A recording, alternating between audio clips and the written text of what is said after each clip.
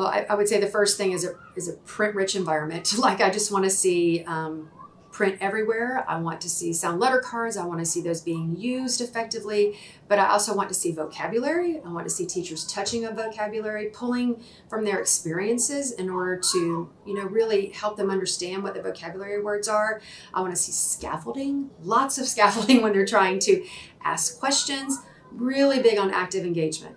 So we work a lot out here on questioning techniques, how to get everyone to respond, so that when they are asking these really deep thinking questions during the reading instruction, that everyone is accountable and that children understand that the teacher will scaffold in order to help them respond to the questions. I would say it happens during the questioning, lots of that. And I can even see where teachers will ask specific children specific questions, and just knowing where they're at with their reading abilities and their comprehension, but also within their small groups. When they're rotating small groups, I'm looking at what are they doing in every group. So if a group is on Lexia and they have a group at their table and then they have a group that's working on something else, what is that activity and how does that activity relate to what is being taught?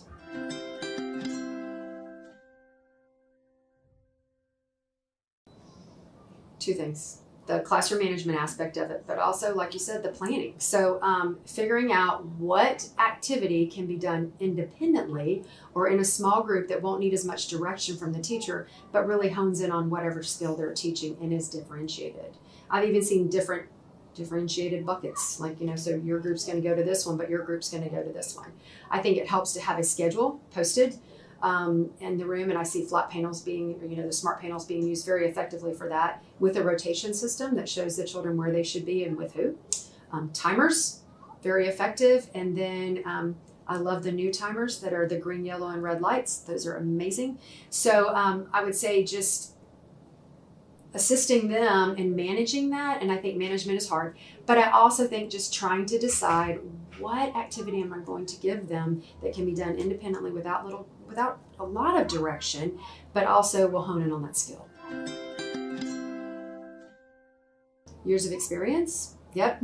I think years of experience and setting up your procedures. One thing I have noticed a lot happening is that before we even break into those differentiated groups, teachers are reviewing those expectations. So here are our expectations. This is what it looks like to be in differentiated groups. They even have noise level charts hanging in the room now where they'll say, okay, what noise level should we be on during this lesson? And I think the planning aspect becomes easier also because you really have a toolbox to grab from. So as your years of teaching experience, you get, you have all this toolbox, and you go to it and grab it and say, hey, this really works for this standard. And then if they share with everyone working as a team, it gets easier. Yeah, so our reading coach really does hone in on our new teachers from the very beginning. We also have Freshman Foxes meetings every month, and we call a Freshman Fox, because we're foxes here, that anybody who's new to our school. And part of that dialogue at those meetings is to discuss instructional strategies and what does it look like to run effective small groups, and what does Tier 1 differentiated groups look like. So that takes part during that meeting. Our assistant principal meets with our beginning teachers every week and just has conversation time.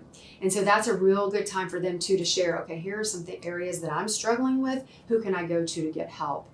So I think our whole little administrative team really hones in on those new teachers and really supports them. We do. We have 3 rules. Be safe, be respectful, be responsible. Every Monday we discuss a character skill of the week. And it is a big deal. This week we talked about flexible thinking, being a flexible thinker. And then on Fridays we give out school incentives for that. We call every student from every class on the news, and they come and get something from me. And we talk a lot about we are a community out here. We have a house system like Harry Potter, and everybody's in a house. And so we work together to build those character skills that are focused in that house system.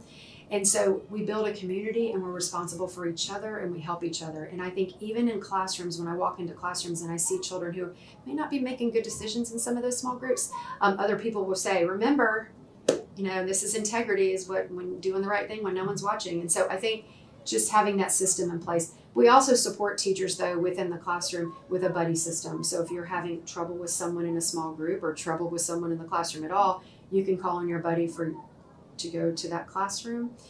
We have adults on campus who we even have go and sit with children in class occasionally just to come help them manage their surroundings, their environment. And I think it's made a huge difference. And it's helped teachers understand that this is what it should look like when you're running these groups or when you are teaching, so that everybody gets an opportunity to learn.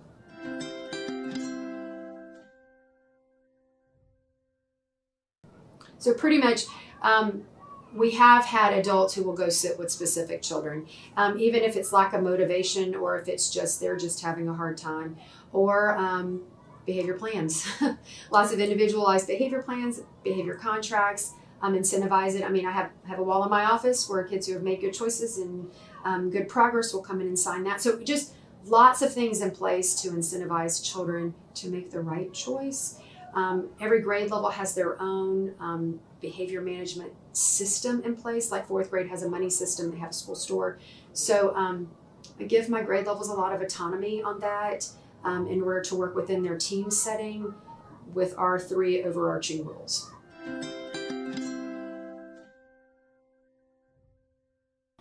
I would say the number one problem is students interrupting the teacher when the teacher is providing a small group, working with a small group. And over the years, tried to gather any ideas that I could get so that I could share them with new teachers especially. One I remember vividly, we had a teacher who wore a feather boa around her neck, and as she was teaching a small group, if that feather boa was on, no one approached her. And they had 3 friends they knew who to approach, who were the ones in the class that were pretty with it, and they would be the ones that would say, no, you're supposed to be here. But I also really, really encourage teachers to have a schedule on the board. Have a schedule on the board so your children know where to go, and have the instructions for each activity listed. So at each station, have those instructions.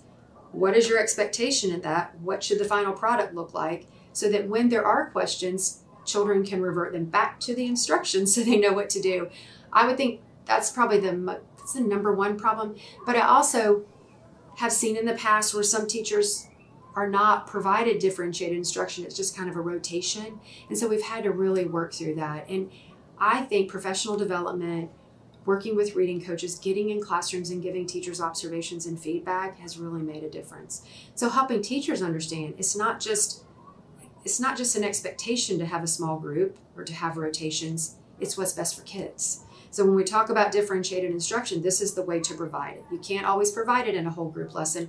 So here's another way to provide it, and this is why it's important. I think once you really explain the importance of something and they can directly correlate it back to children making progress, then they're all in.